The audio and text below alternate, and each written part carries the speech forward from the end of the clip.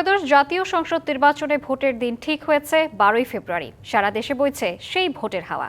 এ নিয়ে কি ভাবছেন সাধারণ মানুষ থেকে শুরু করে আগামীর জনপ্রতিনিধিরা, সে কথা জানাতে ডিবিসি নিউজের ইলেকশন এক্সপ্রেস ছুটে যাচ্ছে সব সংসদীয় আসনে। এখন আছে সংসদীয় আসন 225, সুনামগঞ্জ 2-এ। স্বাগত জানাচ্ছি সিএসআরএম ডিবিসি ইলেকশন এক্সপ্রেসে। আজকে সুনামগঞ্জ 2 আসন দিরাইশাল্লা উপজেলা নিয়ে গঠিত এই আসনে বিএনপি মনোনীত প্রার্থী অ্যাডভোকেট তাহির রায়হান চৌধুরী পাবেল রয়েছেন আমাদের সাথে কথা বলার জন্য। আপনাকে স্বাগত জানাচ্ছি। ধন্যবাদ আপনাকে। শুরুতেই আপনার কাছে জানতে চাচ্ছি যে এই আসনটিতে বিএনপির একজন প্রবীণ রাজনীতিবিদ যিনি নাসির উদ্দিন, তাকে মনোনয়ন দিয়েছে, পাশাপাশি আপনাকেও সুযোগ দিয়েছে। সেক্ষেত্রে আসলে পরে আমরা দেখেছি যে আপনি তার সাথেই মনোনয়ন দিতে গিয়েছিলেন, তো দল কি আপনাকে এই ভোটযুদ্ধে নামিয়ে দিল কি না? ধন্যবাদ আপনাকে। আসলে দলের সিদ্ধান্ত, বিশেষ করে আমাদের নেতা বিএনপির ভারপ্রাপ্ত চেয়ারম্যান দেশনায়ক তারেক রহমান সাহেব যখনই যে সিদ্ধান্ত নেন, আমরা তৃণমূলের নেতাকর্মীরা সেই সিদ্ধান্তকে মেনে নেই। আপনি নিশ্চয়ই জানবেন যে 2018 সালেও আমাকে এবং আমার শ্রদ্ধেয় চাচা জনাব নাসির উদ্দিন চৌধুরীকে মনোনীত করা হয়েছিল এই আসন থেকে নির্বাচন করার জন্য। পরবর্তীতে উনাকে দিয়ে নির্বাচন করানো হয়, কিন্তু 2018 সালের পর থেকে উনি শারীরিকভাবে অত্যন্ত অসুস্থ। তারপরও ওনাকে দল এবারও মনোনীত করেছিল প্রাথমিক অবস্থায়, বাট শেষ পর্যন্ত দল আমাকে মনোনীত করেছে যে এখান থেকে নির্বাচন করার জন্য। একটু জানতে চাই, এটি দিরাইশাল্লা বিপুল সংখ্যক জনগোষ্ঠী রয়েছেন যারা সনাতন ধর্মাবলম্বী, তো তাদের কাছে কি যাচ্ছেন, তারা কি বলছেন? দেখুন, আমি ছোটোবেলা থেকে এই এলাকাতে বড় হয়েছি, প্রাইমারি স্কুলে পড়েছি, হাই স্কুলে পড়েছি, কলেজ, ইউনিভার্সিটি, তারপর আমি এখন সিলেটে প্র্যাকটিস করছি। আসলে এখানে হিন্দু মুসলিম আমরা প্রায় 100 বৎসরের ঐতিহ্যে লালিত এই এলাকা। আমরা কিন্তু যে বিশেষ করে এখানে আমাদের মধ্যে কোনো দ্বিধা বিভক্ত নেই।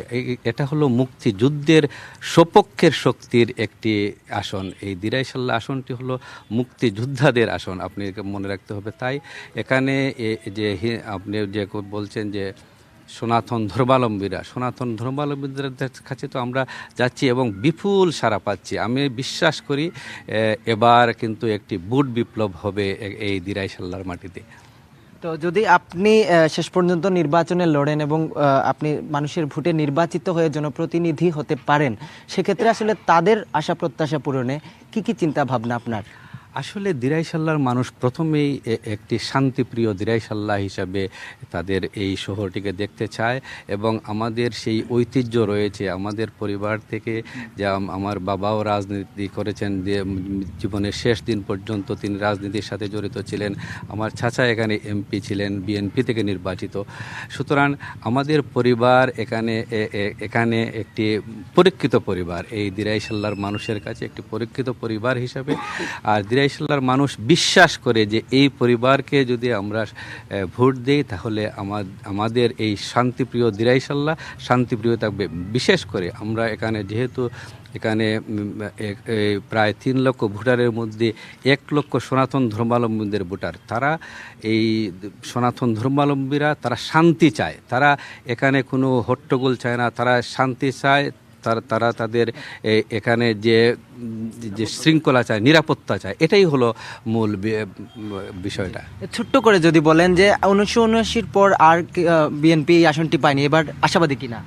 অবশ্যই এবার আশাবাদী। কারণ হলো দেখেন, আমরা বিগত দিনে নির্বাচন করেছি, এখানে বিশেষ করে এখানে একজন সংসদ সদস্য ছিলেন সাবেক, তার সাথে আমরা নির্বাচন করেছি। এবার আমরা আশাবাদী এখানে বিপুল ভোটের মাধ্যমে বিএনপির প্রার্থী জয়যুক্ত হবে। ধন্যবাদ। শুনছিলাম সিএসআরএম ডিবিসি ইলেকশন এক্সপ্রেসে সুনামগঞ্জের দিরাইশাল্লা উপজেলা নিয়ে গঠিত এই 2 আসনের বিএনপি মনোনীত প্রার্থীর কথা। আমরা বেলা 2টায় আবারও যুক্ত হব একই আসনের অন্য কোনো প্রার্থীর সাথে। ততক্ষণ পর্যন্ত সিএসআরএম ডিবিসি ইলেকশন এক্সপ্রেসের সাথেই থাকুন।